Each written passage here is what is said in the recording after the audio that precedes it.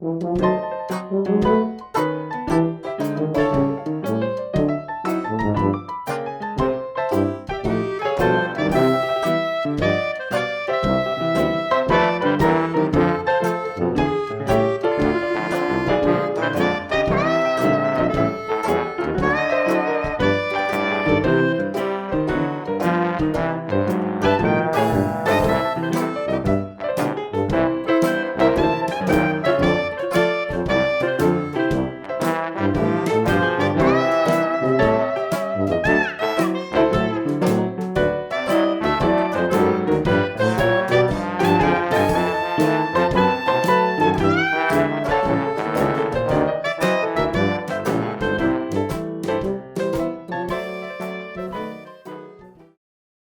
right, everyone, I guess we'll go ahead and get started.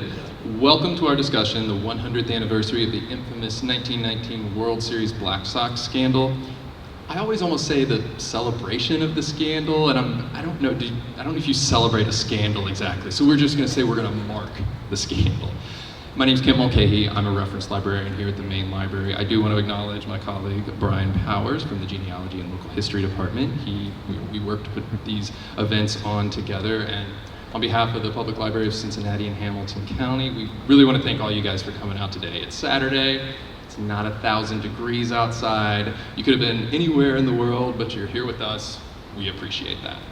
Before I introduce the Gregs, just a couple of quick things. Really want to thank American Legacy Tours. Earlier this morning, a part of the series was we had a walking tour in conjunction with them where we walked around downtown and looked at some of the sites and buildings that had to do with the scandal. It was fascinating. If you've never taken part in an American Legacy Tour, walking tour, you really need to do that. It was fantastic. They were very accommodating to us, so I really want to thank them for that.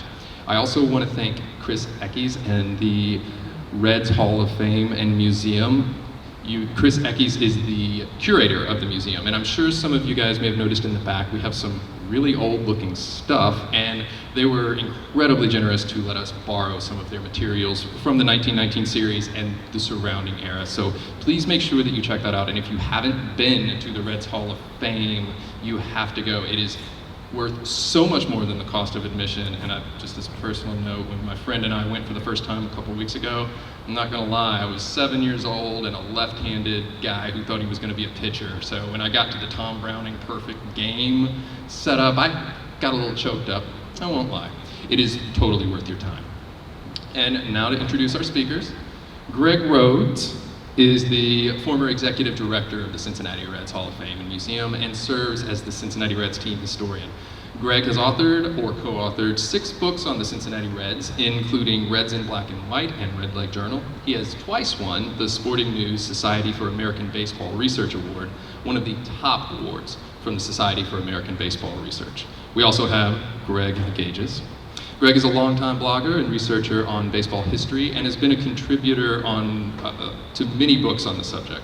He is the co-author, along with Greg Rhodes, and John Arardi of Baseball Revolutionaries, How the 1869 Cincinnati Red Stockings Rocked the Country and Made Baseball Famous. And another super interesting thing about Mr. Gajus is that for 3 years, he operated the scoreboard at Riverfront Stadium.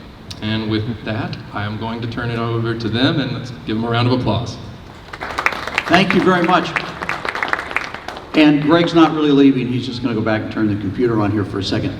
Well, thank you all for coming. I echo the comments. I really appreciate all the great work that Brian and Kent and everybody did to get this set up. And if you haven't looked at the display cases, there is some really interesting stuff. A couple of game-used bats from the 1919 era, and some memorabilia from the 1919 World Series, including a game ticket. So take a look at that when we're finished. I think you'll see some stuff there. And in addition, I thank you for the plug for the Reds Hall of Fame, having worked there for so many years. It's good to hear that you enjoyed it, and I hope that you do get the chance to go over, because if you enjoyed the little bit of stuff that's back here, there's a lot more about 1919 in the Reds Hall of Fame. 100 years ago, today, this week, was the 1919 World Series. It was the very first week in October, back when playoff baseball was right after, there was only that 1 week or 10 days or so right after the season, regular season ended, so it was all compressed into the first week or so of October. And in 1919, that was the case. So 100 years ago, actually, ironically, the 1919 World Series was scheduled to be played day after day after day with no off days. And, but unfortunately, on this particular day, they had rain in Chicago, and they were rained out on October 5th, 1919, between games 4 and 5. Yeah, between games 4 and 5. But, so we sit here 100 years later to the day of World Series action in Chicago in 1919. Ignorant of the fix, of course. Nobody knew about it yet. So, Kevin Necessary over at WCPO.com produced a little 3 or 4 minute overview and intro to the 1919 World Series, and we thought we'd play that because when Kevin sent it to us, and he talked to us a little bit about the research for it, we thought, wow, that's great. That is a really good little 4 minute introduction. And so Gregory, let's, if you're ready to go, we'll start with that.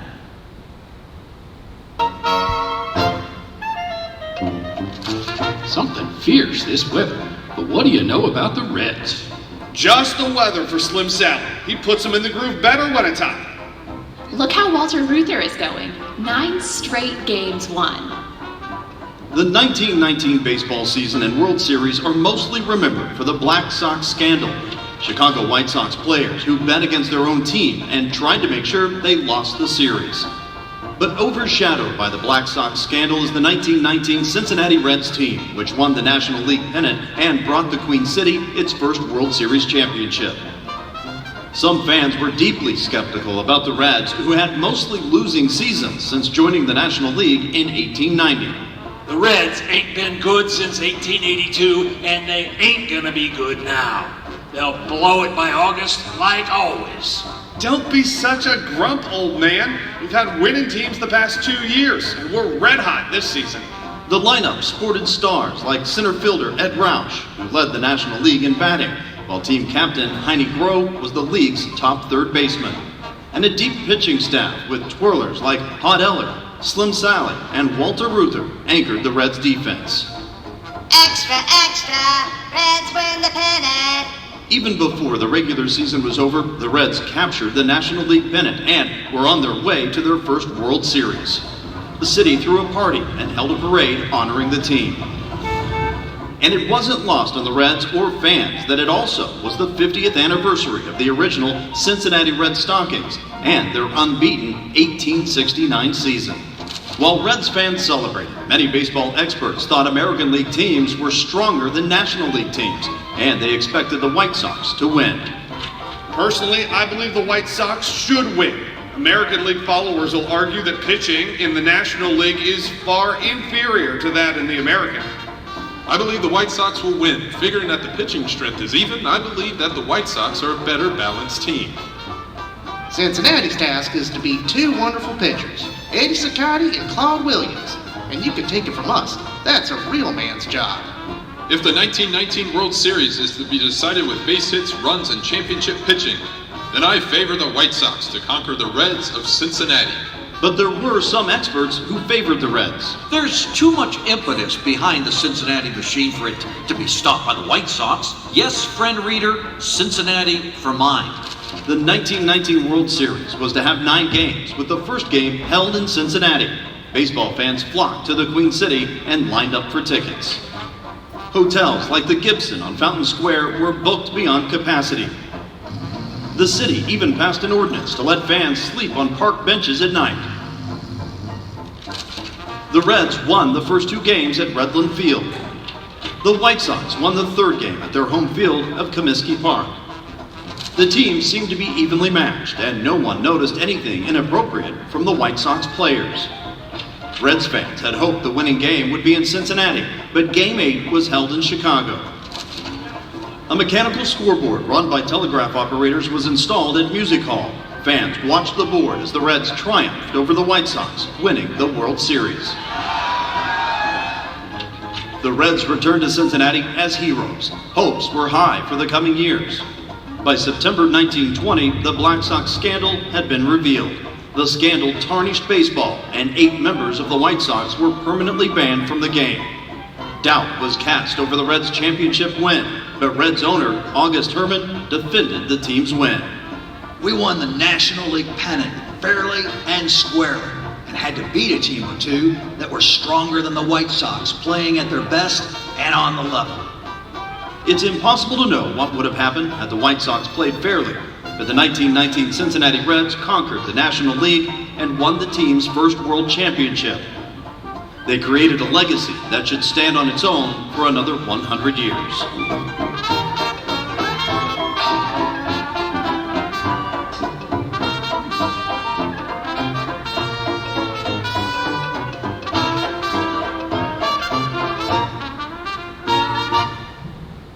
So, nice little piece, I think. Kevin Necessary, I should also note, is a cartoonist, and so all of the line art and everything, you saw a lot of that in there, and some of that based on the cartoons that were in the newspapers at the time. So it was a very nice little presentation. What we want to do now is to look a little more in depth at some of the things that were brought up in that little video, and we're going to have Greg start with a little review of how the Reds wound up in the 1919 World Series. Because was mentioned in the video, the Reds were really not very good for several years leading up to that, and they were somewhat a surprise team that made the 1919 World Series. So Greg? You got the remote? Oh yeah. You know, sometimes we do this stuff just effortlessly, and sometimes I need a reminder. One of those little arrows will do it. Thanks, Greg. So the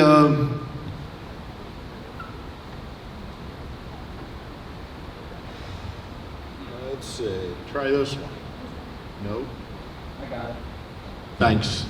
So here's the Reds 1919 team, and one fun thing about this is baseball was a lot different back 100 years ago. 27 different players played for the 1919 Reds. 47 players played for the 4th place Cincinnati Reds in 2019. So, you had a lot fewer players out there winning a pennant. But the Reds were owned by a gentleman named Gary Herman, and he was quite a character in Cincinnati back at the turn of the century.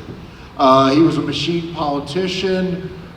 He got involved with Reds ownership, became the president of the team and a part owner back at the turn of the century.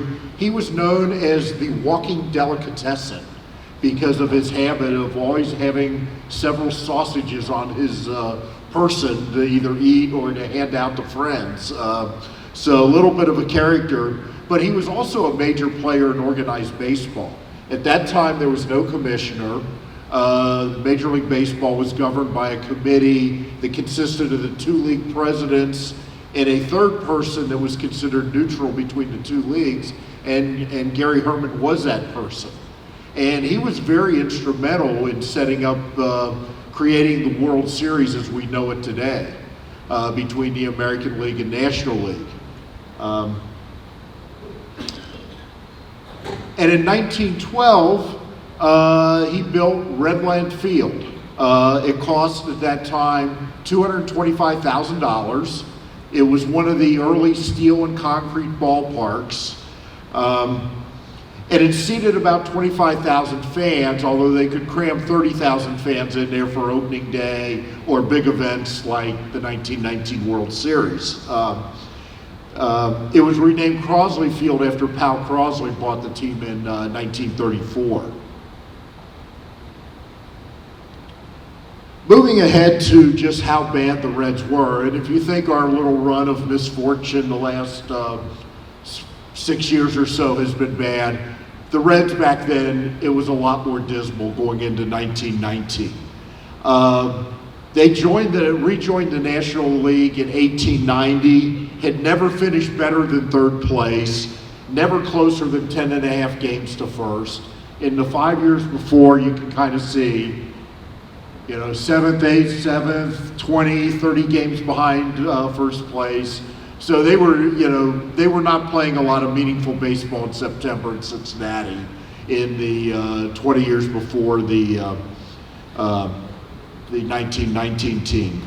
In fact, they last won a pennant in 1882 when the team was in the American Association, and the most fondly remembered team was the 1869 team that went undefeated, and some people wrote a book about it. But things really began to turn in 1916.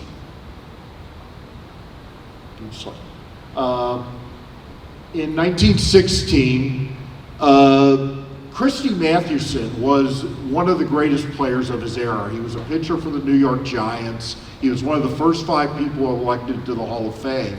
And, but by 1916, he was pretty much done as a player. But he was absolutely revered. If you think of the reputation that somebody like Cal Ripken had, that's the kind of reputation that Mathewson had. And back in that era, players became managers. It was very, very, you know, the first choice for a manager would have been a good player. And John McGraw, the Giants manager, was good friends with his star player and wanted to do him a favor. And he also coveted the Reds player manager, a guy named Buck Herzog. He was a shortstop, was still a pretty good player. So they worked out a trade so Mathewson would get a chance to manage and the Reds would get some return. So they traded Mathewson, a backup named Bill McKechnie, who later became famous for leading the Reds to 2 pennants and a World Series in 1939 and 40, and a little-used outfielder named Ed Roush. And Roush was not getting much playing time with the Giants. Mathewson became the Reds manager. He put Ed Roush in center field, and that's when things really started to turn. 1918 was very much a chaotic year in baseball, though. And a lot of this was due to World War I. The U.S. had entered World War I in April of 1917, and the season was shortened to ending around Labor Day, as basically every able-bodied man in the country was ordered to either join the armed forces or join the war industries. So the Reds were showing some improvement that year. Mathewson was having an impact. Roush had turned into a star. But they also suffered their own gambling scandal. They had a first baseman on the team named Hal Chase. And Chase was highly regarded as one of the best players in baseball, an incredible fielder. However, he was also very crooked. He had been accused multiple times of fixing games. He would enlist his teammates to fix games or opponents. And there was a game during that summer where he and the Reds second baseman, a guy named Lee McGee, fixed a game, and it was pretty obvious. The funniest thing was the Reds won the game anyway, despite them trying to fix it. But Christy Mathewson noticed, and he threw Chase off the team and suspended him. So right around then, we were coming up to the end of the season. The Reds, again, making progress, but really not that close. Mathewson actually left the team early to join the Army. He joined the chemical warfare unit, eventually was injured in a training accident that killed him 7 years later. But so he went overseas, and in the winter of 1918, the Reds were trying to contact him to see if he would manage again in 1919, and they couldn't find him. Didn't have any cell phones back in 1919. So they said, well, we got to find a manager, and Pat Moran was available. And Moran was had managed the Phillies to their first pennant in 1915, had been available because the owner was cutting costs, so he let him go. And the Reds went ahead and signed him. And in fact, Mathewson ended up going back to the Giants as a coach in 1919. But the 1918 Reds had a decent offense, but terrible pitching. They had really probably like 2 good pitchers, and everything else was pretty shaky. And Moran made a series of moves that is among the best in Reds history. as far as turning a team around, kind of like what Bill DeWitt did in 1960 to get the Reds as a pennant winner in 1961. He went in and just everything just clicked. And back then, the manager was the general manager. I mean, there was really no separation in that office. So the general manager was making, the manager was making all the personnel decisions. And so for a starter, Hal Chase, who had actually been found innocent because nobody presented any evidence against him because Christy Mathewson was in Belgium recuperating, he was traded to the Giants for a backup catcher. That created a hole at first base, and Moran went out and got a player named Jake Daubert, who was one of the better first basemen in the National League at the time. He was also a veteran. So it was a lot like the move where Walt Jocketty got Scott Rowland in to help out and help tutor his young team. Very much the same thing. He was a veteran, and he became the team captain. He added a second baseman named Maury Rath, kind of found the guy in the minors leagues. He had played 1 year with the White Sox. It kind of bounced around. The guy was a tremendous defensive second baseman and got on base. Very undervalued, got him for nothing, and that filled the hole at second base. And the other big thing about Pat Moran was he was a pitching whisperer. Every pitcher on the Reds staff got better after he showed up. It was kind of like sort of what happened this year with the new pitching coach. Dutch Ruther, Jimmy Ring, Dolph Luke, all greatly improved over 1918. He went out, added a couple veterans. Slim Sally had pitched in the National League for about a decade. Ray Fisher had been a veteran with the Yankees. So he turned pitching from a weakness into a great strength. And the team had a good start in 1919. They won their first 7 games, but were struggling in May. Then they got hot in June, went 18-7, pulled even with the Giants, and then the season really turned. This is the sort of thing that would not happen today, although it almost did with the Reds season. They played the Giants 3 straight doubleheaders, 6 games in 3 days in August in New York. Reds won 4 of 6 to really grow their lead, and then right after that they went on a 10-game winning streak, and that was it. Pennant race was over. They ended up the season 96-44 and won the league by 9 games. So with that, I'll turn it over to Greg to talk about some of the goings-on in Cincinnati at that time. Since that's not working, I will let you just... Yes. Yeah. Well, you'll find a ticket, by the way, ticket stub right back in those display cases that looked exactly like this from one of the other games in the World Series. The Cincinnati went absolutely crazy in 1919. It was an unbelievable outpouring of enthusiasm for this ball club. The Reds had not had anything even remotely contending team for the World Series up until 1919, and Cincinnati, one of the smaller teams, the town just went berserk. And the demand for tickets, go ahead, was enormous. They had a big ticket drawing. Here's Gary Herman in the middle of this picture at one of the downtown hotels having a ticket drawing in advance of the World Series. This, by the way, is Van Johnson, who was president of the American League. So there just was this enormous enthusiasm, and they had way over requests for the series tickets. They had at one point talked about, because Crosley Field was a relatively small ballpark, about actually moving the World Series games to the Sharonville Speedway. Now, the Sharonville had a automobile racing track. I think it was a 2-mile oval, and it was up about where 71 intersects with 275. And they were going to move the games out there because they had a fairly large grandstand. It was bigger than the Crosley grandstand. They could build some extra seats, and they could try to figure out a way to shoehorn the diamond into the infield of the racetrack. They didn't do that, but they did end up installing some extra seats at Crosley Field so they could accommodate more people.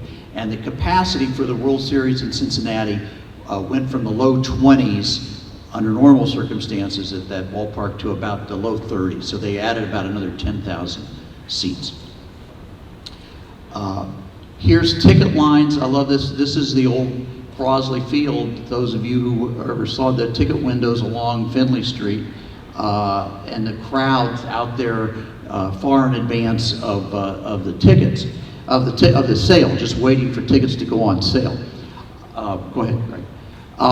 There's some very interesting stories in the newspaper. These are all taken from the Cincinnati papers in the days just right before the series started. A howling mob, nearly a half a mile long, stood in line at the ballpark all day yesterday, eager to purchase World Series tickets. Go ahead to the next. A 15-year-old boy was first in line the night before at 3 o'clock in the morning. Internal Revenue collectors watched with interest the activities of a man at Redland Field yesterday afternoon who is said to be in the employ of a widely known Vine Street ticket scalper. So there were ticket scalpers even buying extra tickets and working with young kids. It said that the boys were paid 50 cents for each 2 tickets purchased, and then the tickets resold. This was all illegal back then, not like today where you can buy a ticket on your way to the ballpark from a scalper outside. No, back then it was illegal, so this was a problem, but not unusual for a situation like the World Series. Hotel managers reported last night every room has been engaged in advance, and there are beds or cots placed in every conceivable place. In one of the hotels, cots have been placed in the ballroom, and only enough space will be allowed for walking to and fro from the hall. The record for persons in a room will be held by the Grand Hotel, where 50 will be lodged tonight, 50 in one room, and tomorrow night the Hotel Sinton has one room containing 25 cots. So the demand for tickets, but the demand for hotel rooms Cincinnati was just filled to the max. And of course, because we're relatively close to Chicago, it was not, just like today when there's 1,000 Chicago fans at the ballpark when we play at Great American Ballpark. They were certainly a lot of Chicago fans here. This was one little story that I thought, I love this.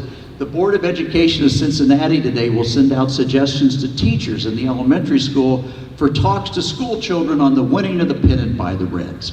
Among the lessons will be the value of clean living, quick thinking, ability to be good losers as well as winners, and the possessing of strong bodies and healthy minds.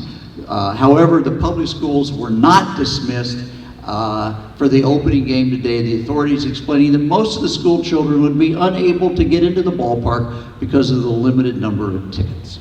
So kids were not let out of school, but there was some talk about that.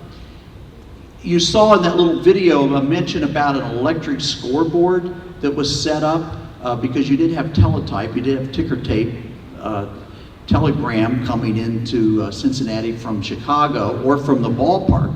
And so if you couldn't get a ticket, but you wanted to sort of follow the game in a play-by-play fashion, you could go to one of these sites, the Lyceum Theater downtown, Music Hall was one of the sites, the Emory Auditorium, the Carthage Fairgrounds, and so forth. And you could watch the game just like you're watching this today, but there'd be an electric scoreboard set up and the dots would light up around the bases and the players' names and so forth. And so you could follow the World Series play-by-play.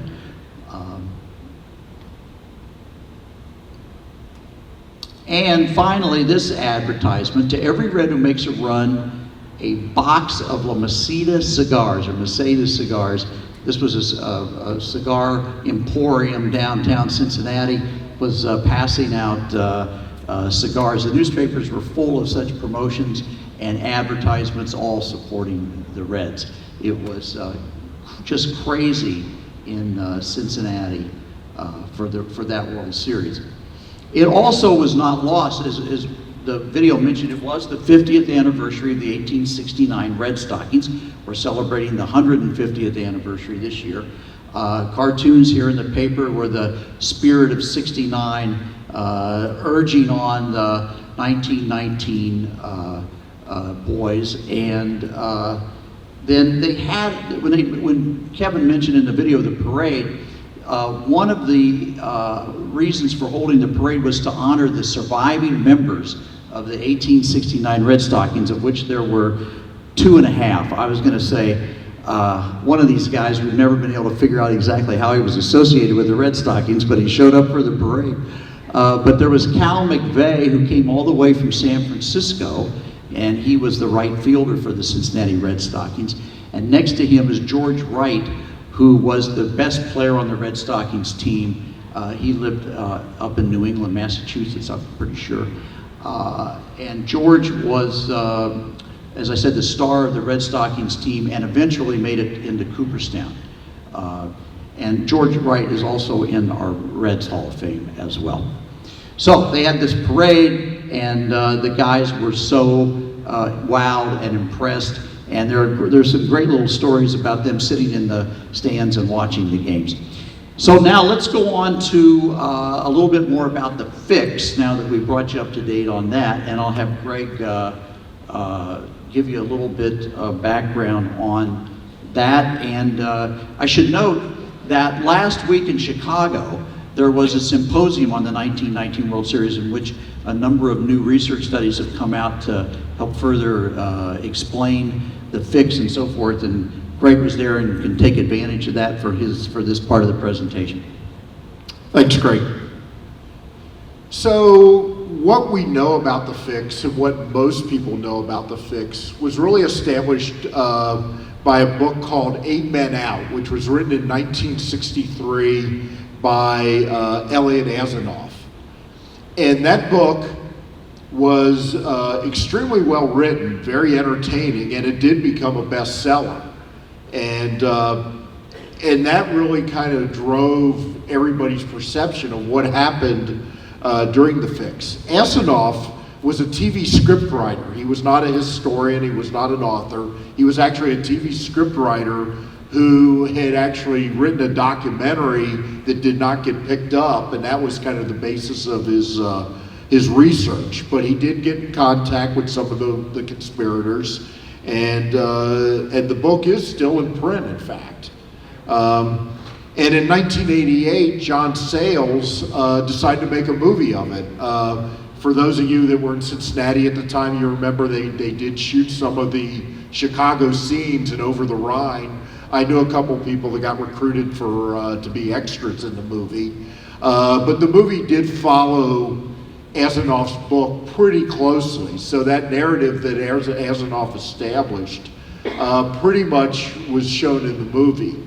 And then the Ken Burns baseball miniseries came out in 1994, which was a huge event for baseball nerds like me and everybody else that likes the game. And his narrative of the scandal was very much came right out of Elliot Asanoff's book. But in the last few years, there's been a considerable amount of both new material that has been dug up and new research. And much of the new information wasn't even available to Asanoff. And, the internet makes, is a mixed blessing at times, but boy, it's wonderful for researchers. Now we can find, newspaper articles and interviews all over the country that, there's just been no way for Asanoff to dig up. But the thing we did find is there are a lot of factual errors in Asanoff's work. And so let's look first at really what the narrative was that Asanoff was really selling. And the biggest one is really that the gamblers approached the poor innocent players, that they were the guilty ones, they were really the start of the fix. And the reason they did this, the motive, that the White Sox were criminally underpaid compared to other teams. Here they were, one of the best teams in baseball, and they were paid like the worst, according to Asanoff. A side piece of that is that there's just no way that the White Sox should have lost to the inferior Reds. I mean, that became kind of really the collateral damage of the story is this Reds team's reputation got lessened and lessened as they wanted to build up the reputation of the White Sox during this, as part of the scandal. And that the White Sox were found innocent because their confessions, in true Chicago fashion, disappeared. There's a lot of other points in his book, but that's kind of the basic story of the fix as Asimov presented it and as it was shown in the movie and in Ken Burns' series. The other one, baseball just shocked at the scandal. They just could not believe that someone would throw the World Series, that this was just such a one-off event that there's just, no way it was a sign of anything except this one-time event. But, it was basically, what the new research shows is a very different story. And the first one is, it was the player's idea. They're the ones that got together about 3 weeks before. Chick Gandil, who was the first baseman for the White Sox, was probably the ringleader, but they were having meetings 2 and 3 weeks before the World Series discussing it, and they approached the gamblers saying, for $100,000, we will throw the World Series. It got very confusing because you had a bunch of different gambler groups that were involved. Arnold Rothstein was involved to some extent, but probably not to the extent that he was shown in the movie. And 2 reasons for this. One, they didn't think they'd get caught. Regular season games were fixed all the time during this era in baseball. It was a very, very common occurrence. Hal Chase, had been fixing games for years, including the case in 1918 that I mentioned. And the other thing is they thought was that, well, if we're caught, nothing will happen. And again, they had seen this where there had been cases of fixed games, and Hal Chase being the biggest example of nothing happened to him. So, they're seeing this as kind of a high upside, low risk play to throw the World Series and make some money. The next point would be about the reason for doing it, that Charles Kaminsky was cheap, he denied bonuses for the players, he wouldn't wash their uniforms, therefore that's why they were called the Black Sox. None of this is true. About 10 years ago, the World Series got what was called contract cards for basically every team from that era, from about 1912 into the 20s, and they had the salary and bonus information for every player in baseball. The White Sox as a team were the 3rd highest paid team in baseball at that time. Eddie Collins, their second baseman, was making $15,000. That made him the 2nd highest paid player in baseball in 1919. Eddie Seacott, the pitcher, he was making $8,000. That made him the 2nd highest paid pitcher in baseball. Buck Weaver was making $8,000, 2nd highest paid 3rd baseman. Joe Jackson was making $6,000. He was only behind Babe Ruth. Low-end, reserve players at the bottom back then would have made about $1,500 to $2,000. So these guys were well paid. In fact, they were paid a lot more than the Reds were. But, so that is a motive just really, doesn't square with the facts that we've discovered since. The other big one, and this one has annoyed me for a couple decades, I wrote about it in one of Greg's books, is that, the White Sox were just clearly superior to the Reds. And there's a lot of reasons that have nothing to do with how they played, why they might have been seen that way in 1919. Back then, the National League had lost 8 of the last 9 World Series, and back in that era, that would have been treated as a way to measure the strength of the leagues. Now we know that one 7-game series doesn't indicate much of anything except a 7-game series, but back then, that would have said, yeah, the American League is clearly superior. The Reds did come out of nowhere. That was their first pennant in 37 years, while the White Sox were a famous team. They had won the World Series in 1917, and they had famous players like Joe Jackson and Eddie Collins and Eddie Cicotte on them. But just in 1919, the Reds won 8 more games than the White Sox. For starters, Reds were 96-44. The White Sox had won 88 games.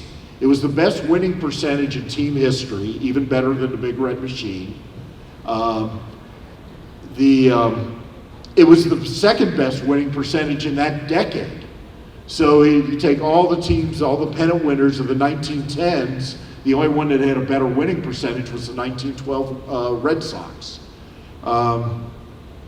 It was the best pitching in team history, and they were the best defensive team in baseball at that time, based on a careful reading of the statistics. And the White Sox were good, but they good on defense, but they just weren't equal to the Reds.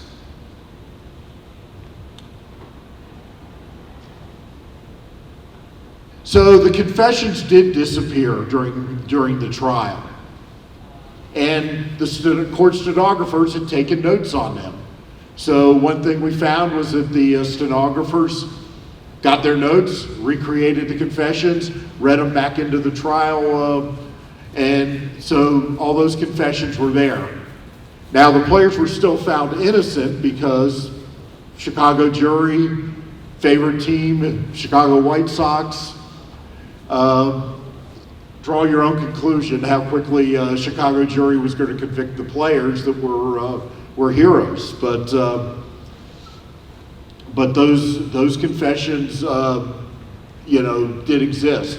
And then there were court cases years later, like Joe Jackson sued the White Sox to get his salary after they banned him, and he had the confessions, a different story, but still a confession, showed up in that court transcript. So there was, there was plenty of evidence that the courts knew that the players had thrown the game. But the next point is simply that baseball was shocked by the scandal.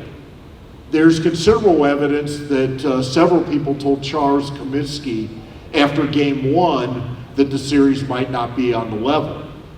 And that word quickly got to the commission, including Jerry Herman. So he hired detectives to check out the rumors in the off season. People, it became pretty much an open secret. And baseball and Comiskey in 1920 essentially made the decision to cover it up and hope nobody noticed.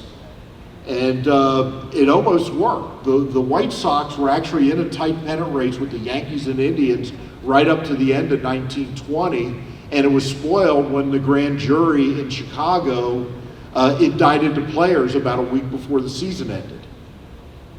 And when that word came out, Comiskey suspended the players. That took the White Sox out of the pennant race that was won by the Indians.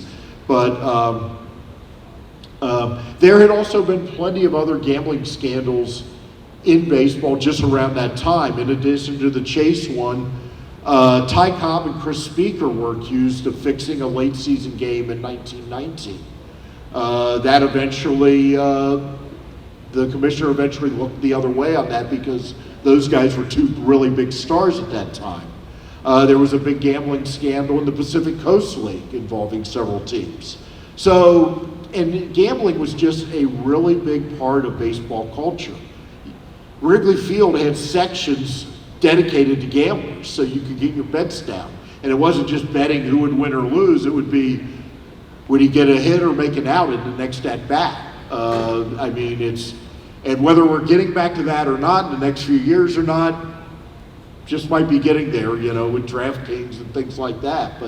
But gambling was a very pervasive part of the baseball and the country's culture. Almost every sport had gambling elements in it. So,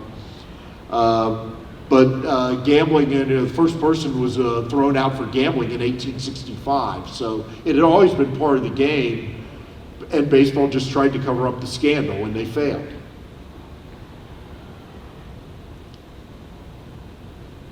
if you want to learn more about this, if you Google 8 Myths Out, Jacob Pomremke is the head of the Society of American Baseball Research Committee on the Black Sox. If you Google this, there's a long layout of these and other myths about the Black Sox that the new research has shown a completely different story on, and it's a great resource. It's a lot of fun to just dig in, and you know, history is never static. It's always changing. You're always learning new things, finding new things, and you know, this story could change again depending on what else they found. But anyway, so the big question is, could the Reds have won? It's like, of course they could have.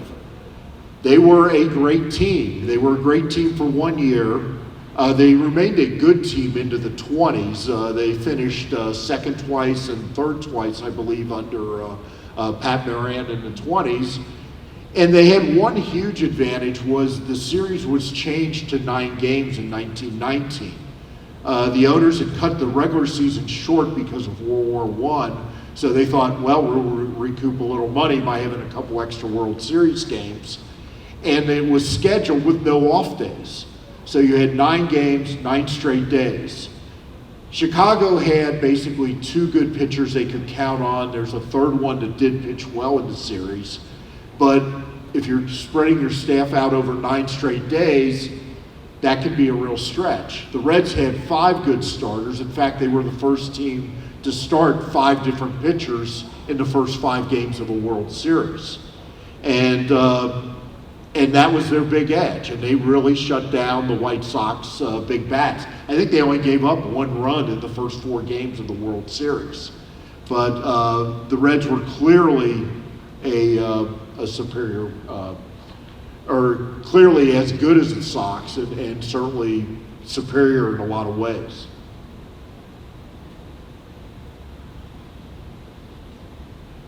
Go ahead and go to that. So one way you can do this is just kind of match up the players at each position. And in the case of the Reds at first base, Jake Daubert, whether Chick Gandil was throwing the series or not, was a better player at first. At second base, Eddie Collins was an edge for the White Sox. He's one of the greatest second basemen of all time. But at shortstop, Larry Kopp had his best season for the Reds, and he was a much better player than Swede Risberg for the White Sox. And at third base, Buck Weaver was a good player, but Heine Groh was one of the best players in baseball at the time, and personally my dark horse candidate to go into the Hall of Fame. Tremendous fielding third baseman, got on base, hit a lot of doubles. Nobody hit home runs back then. So he was just an incredibly good player, much better than Buck Weaver. In left field, yeah, the White Sox had an edge with Joe Jackson. Likewise, one of the great players of all time until he was tossed out of baseball. And in center field, Ed Roush was the best center fielder in the National League, and probably only behind Ty Cobb and Tris Speaker in baseball. So he was considerably better than Happy Felsch. In right field, the White Sox had a pretty effective platoon combination. But the Reds right fielder Greasy Neal actually hit .357 in the World Series. So. And then on pitching, again, the Reds had 5 solid starters. Hod Eller had a .239 ERA. That was the worst ERA among the 5 starters. So again, the game's a lot different then, but you know, this team could pitch, and the White Sox had 2 guys that could pitch. The Reds had 5 or 6.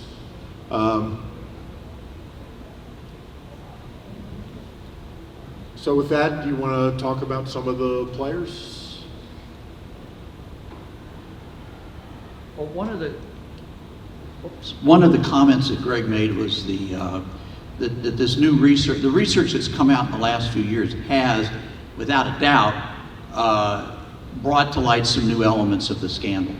But the basic arc is the same. The guys were guilty. They were active in throwing some of the games, if not most of the games. or at least they tried to do it.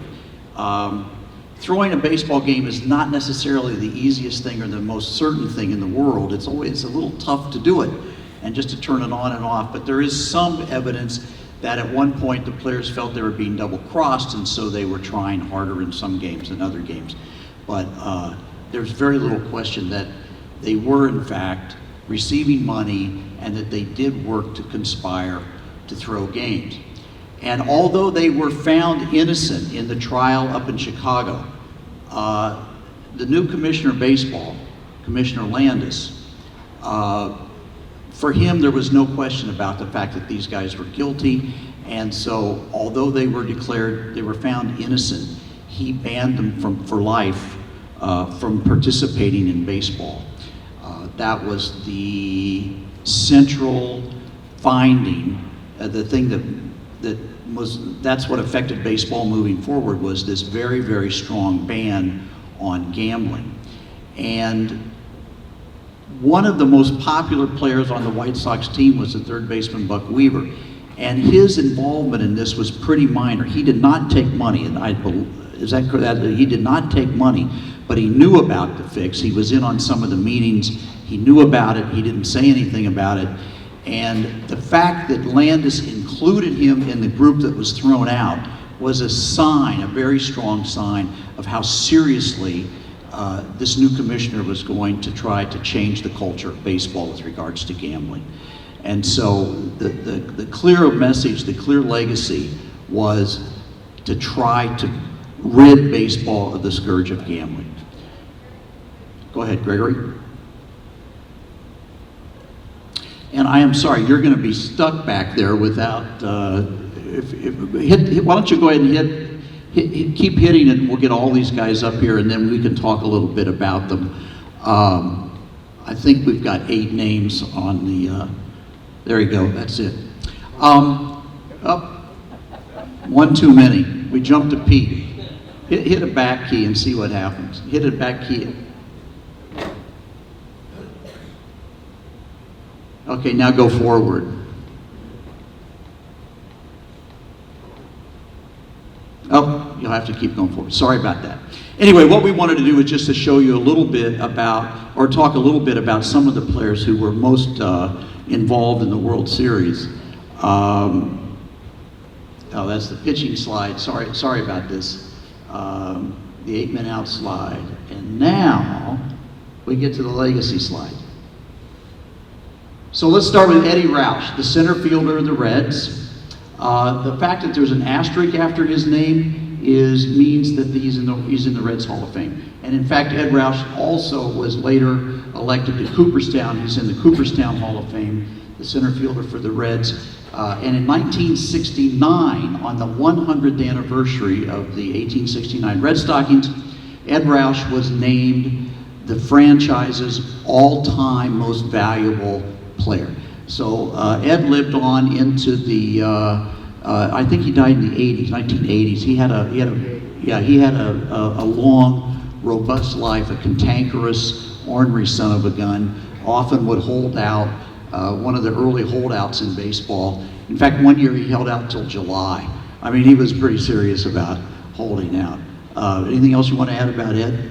No. Well, except that his granddaughter, Yes. Susan Dellinger, is one of the people who's been involved in doing some great research over the last few years, and has a very interesting book called Red Stockings and Black Sox. Red Stockings and Black Sox. Does that sound right? Yeah. And I'm sure the library has a copy. Yep.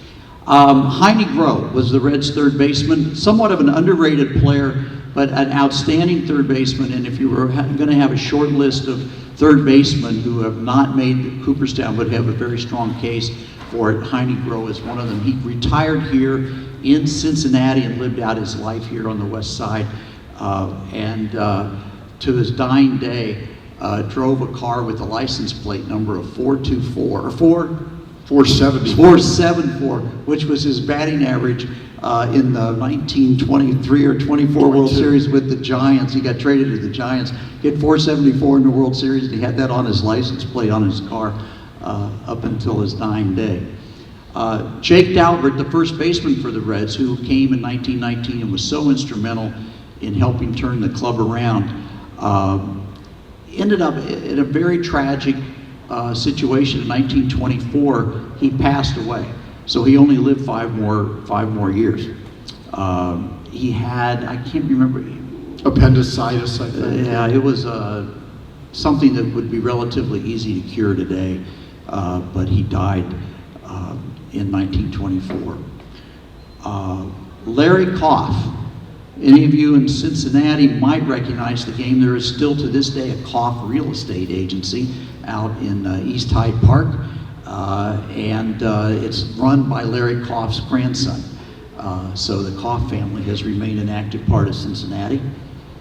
Why don't you take Maury Rath, the second baseman? Sure. Rath was one of the stars of the series. He was the batter that Eddie Seacott hit in the back to supposedly signal that the fix was on. But he had 7 hits in the series, but also a very tragic end. He had hit his head in a swimming pool accident, and it affected him the rest of his life. He committed suicide in 1945.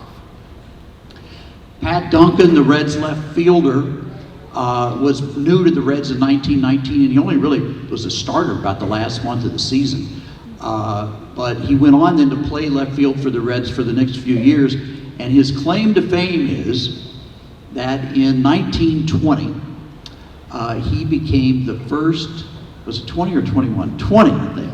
He became the very, very first player in a major league game to hit a ball over the fence at Redland Field, later to become Crossley Field. When that ballpark opened, it was enormous. The home plate was back about 35, 40 feet. So you could add about 40 feet to all the fence distances. It was over 370 feet to left field, 420 to center field. It was over 400 feet down the right field line. There were home runs hit prior in those first few years, but they were all inside the park. But in 1920, Pat Duncan became the first guy to hit one on the fly, went over the left field fence. And supposedly, when we opened the Reds Hall of Fame, the family had kept that. Some people from the family came in, and they had that ball for a number of years, but it had somehow or another disappeared over the time. But that would have really been cool to have that ball in the Reds Hall of Fame. Greasy Neal was a very interesting guy too. In the off season, he coached college football. And in fact, he was eventually selected to the College Football Hall of Fame in 1967. He also coached the Philadelphia Eagles for many years and won a championship with them. And he was selected to the Pro Football Hall of Fame in 1969, which gives him an interesting combination that I can only find one other person having done, of played in a World Series, selected to the College Football Hall of Fame, and selected to the Pro Football Hall of Fame. Anybody want to guess who that other player who did play for the Reds? Deion Sanders, Very correct. good. Yeah. Oh man, we should have prizes for that. Yeah. That was really good. Ray Fisher was a pitcher on that 1919 team for the Reds, and he later he got involved. He got mixed up in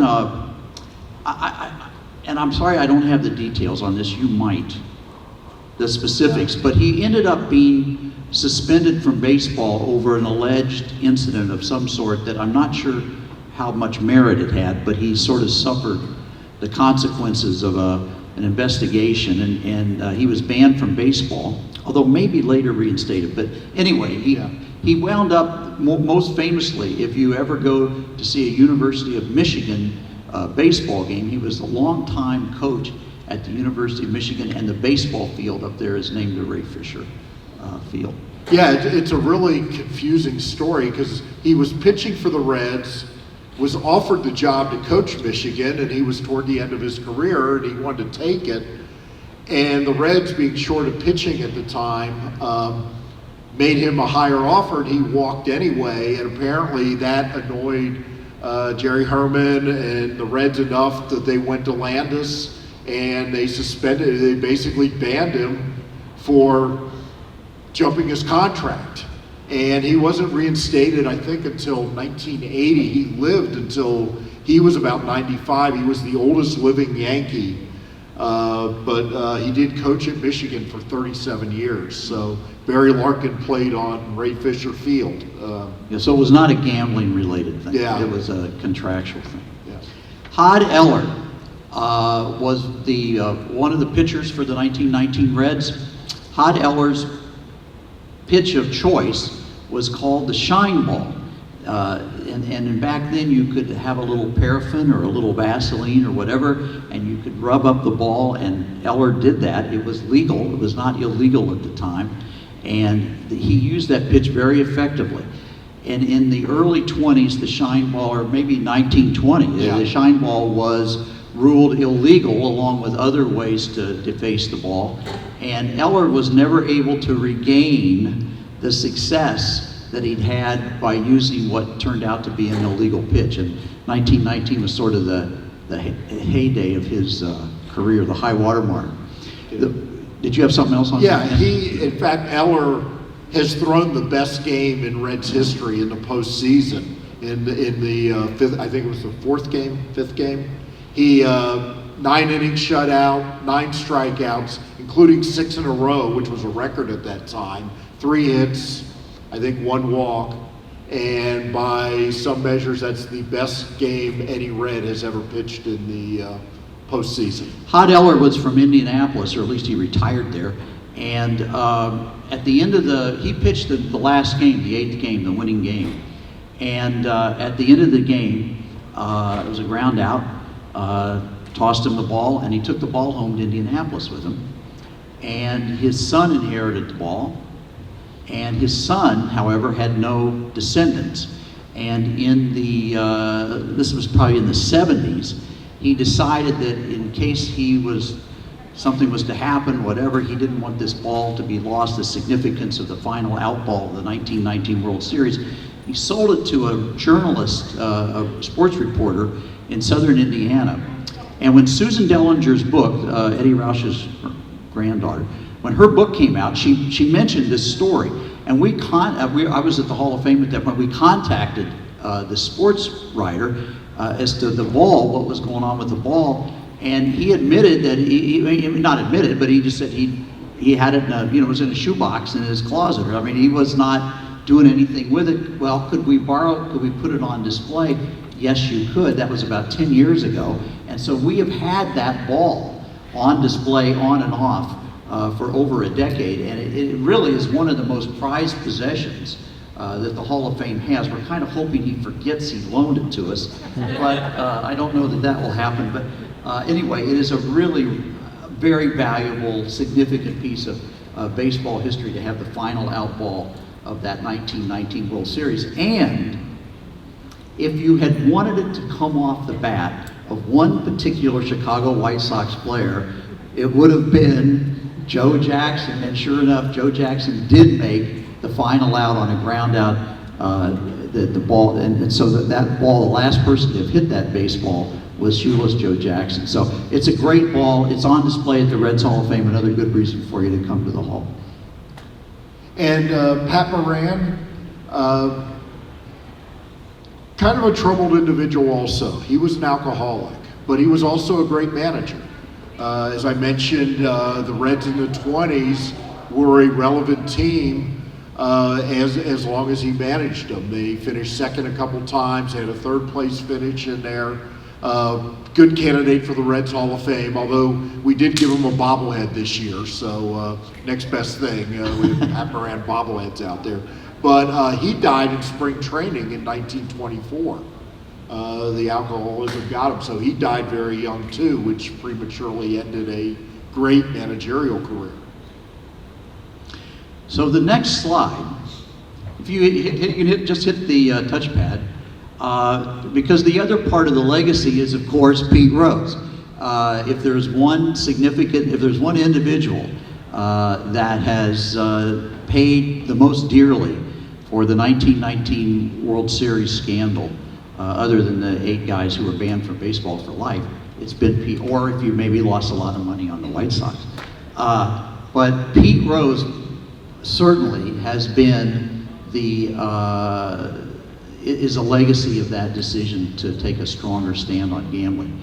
Pete There's almost any other rule in baseball that he could have broken that he would not have received a lifetime ban for, but he broke the one rule that you can't break. And he still to this day, of course, is on the suspended list from Major League Baseball. So I think that concludes the formal part of the presentation, but we'd be happy to answer questions or comments that you might have about the 1919 Reds or the Black Sox scandal or whatever else strikes your fancy.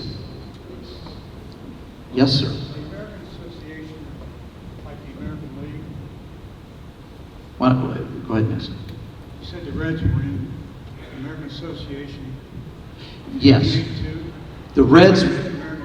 Okay, we mentioned that the Reds were in the American Association in the 1880s.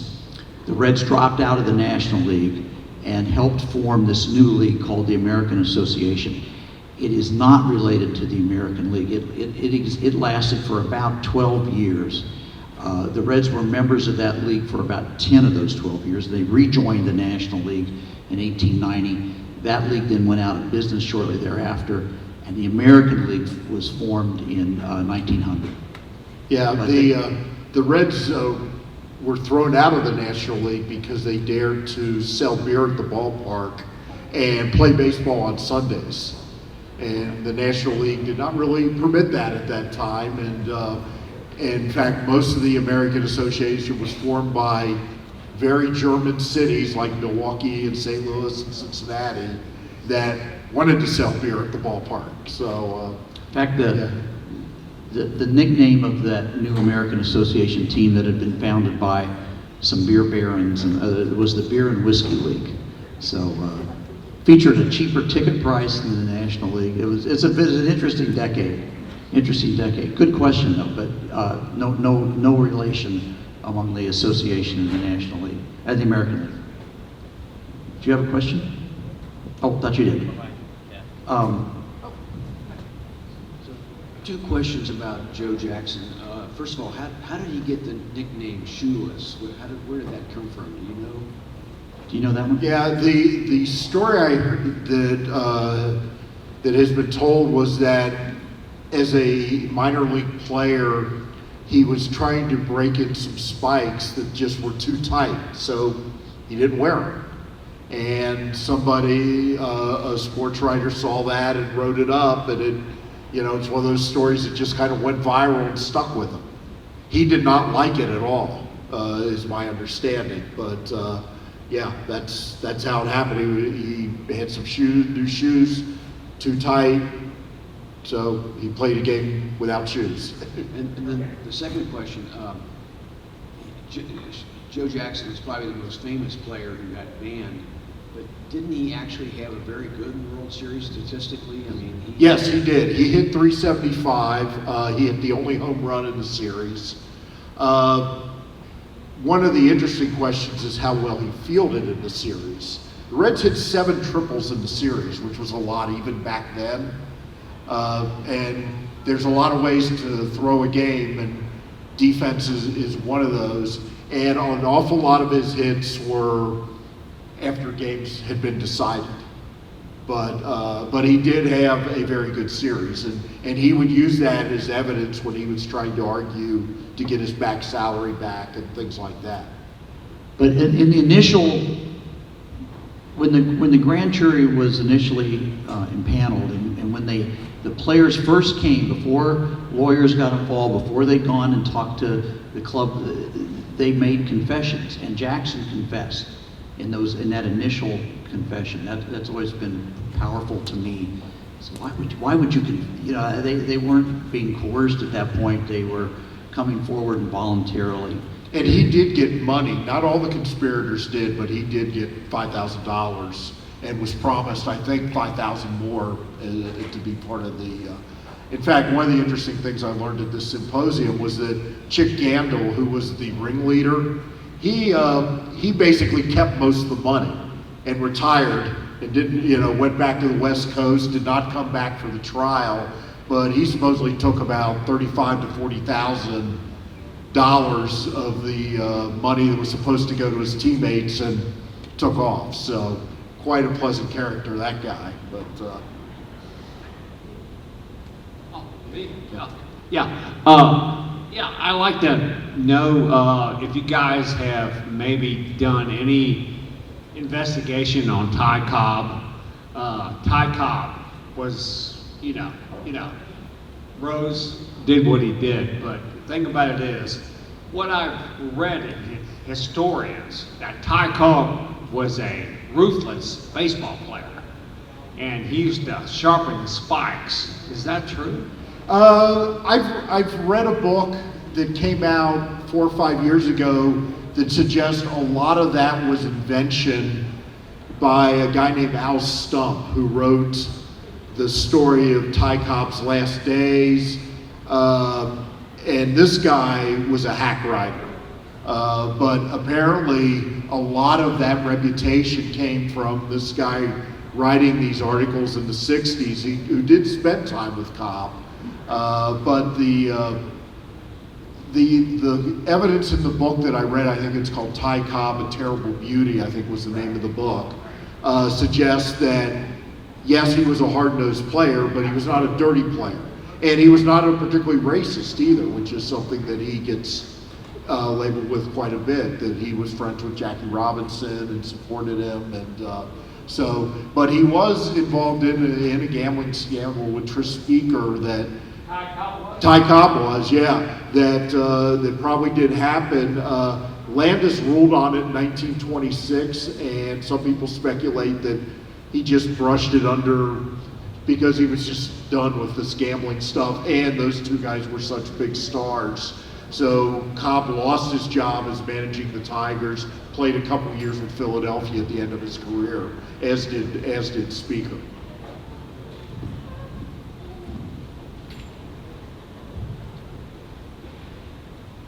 All right, you just said gambling was prevalent in the 1919, other teams did it, and I'm sure some of those are Hall of Famers. Now, what chance is there that, people like Shoeless Joe Jackson will go in just because of who he was and a great player? Well, I don't think there's any chance that Jackson's going to go in the Hall of Fame. Probably not Pete, but I don't think that's going to. Personally, my personal opinion is that's not going to happen.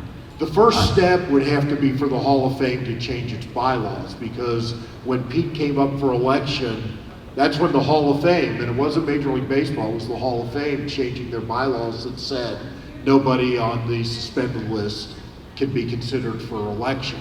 Now, somebody changes that bylaw, then you at least get a chance to get in front of either a Veterans Committee or the writers. Joe Jackson was on the Hall of Fame ballot back in probably the 40s. And he never got in at that point. Yeah. He never received enough votes to get in. But he was on the ballot. Pete's never been on the ballot, so that's the one difference between the two. He did get several write-in ballots, I think, the first year or two that he was on, and that's when the Hall of Fame changed the eligibility criteria.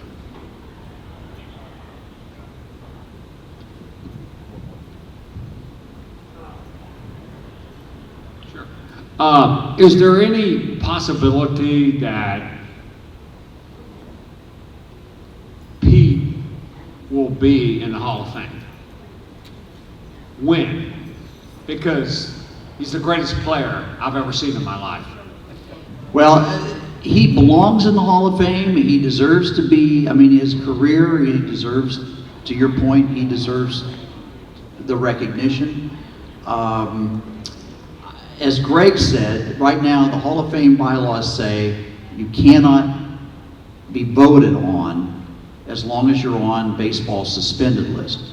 Baseball just reviewed that about 4 years ago, and decided to, with the new commissioner that came in that replaced Bud Selig, and I'm blanking out on his name. Rob Manfred. Yes. But he kept him on the suspended list.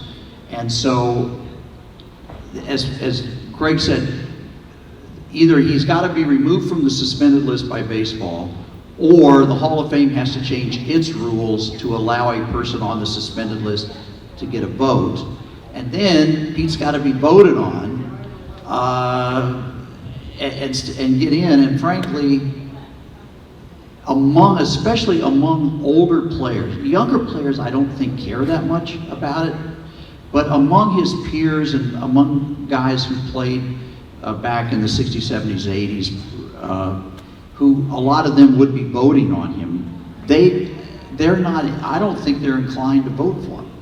So I think it's a very tough to sort of really hard to figure out what the scenario is that's going to get Pete in the Hall of Fame.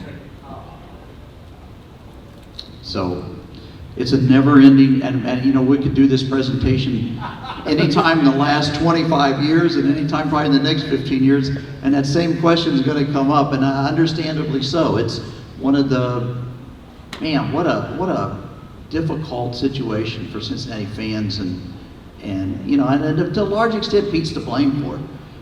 And in fact, I really do think that had Pete taken a different tact after he was suspended and been more, what's the word? Remorseful, thank you. There's a chance that baseball might have changed its mind, but almost everything that's happened since then he's just been digging holes deeper and deeper, and it just makes it hard. Go ahead. First, I'd like to thank the library for getting these programs together. It's been awesome. Oh yeah, it's good.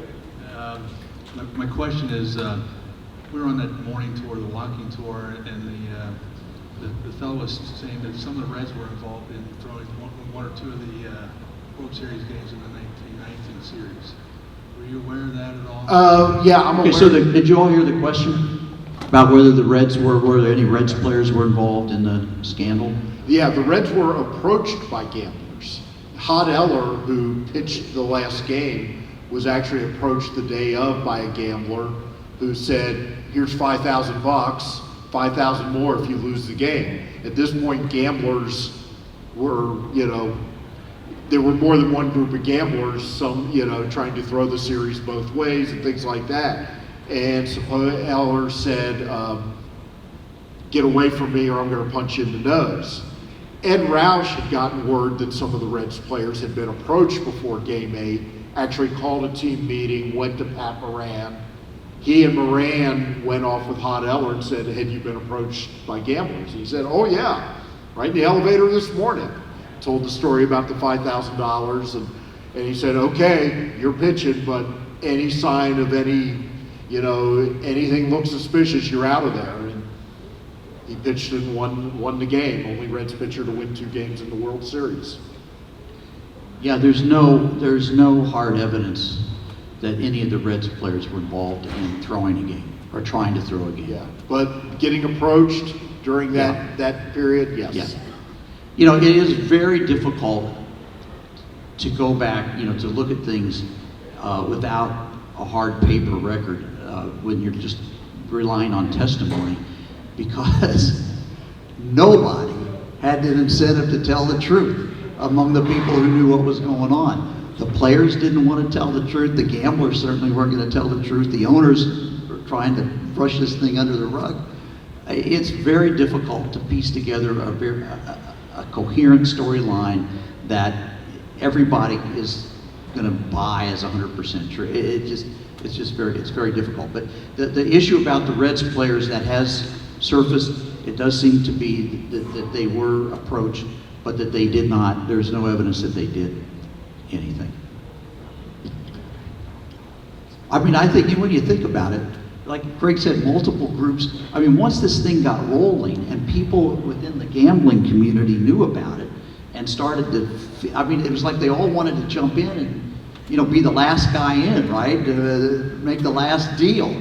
I mean, it just must have been crazy for the players.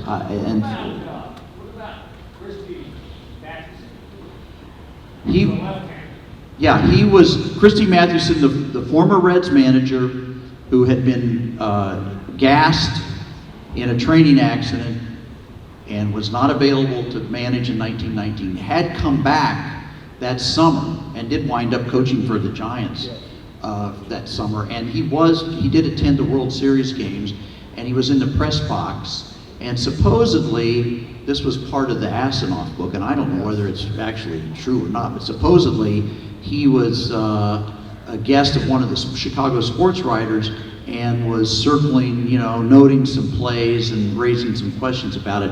I don't know if that's... Yeah. They have a list of things they would really like to find. Those scorecards are on that list because they have not surfaced as of yet of Christie's marked up scorecard. Yeah. And like I said, he was revered in baseball at that time as the epitome of clean living ball player. And the curious thing about him coaching for the Giants in 1919 was Hal Chase was on that team.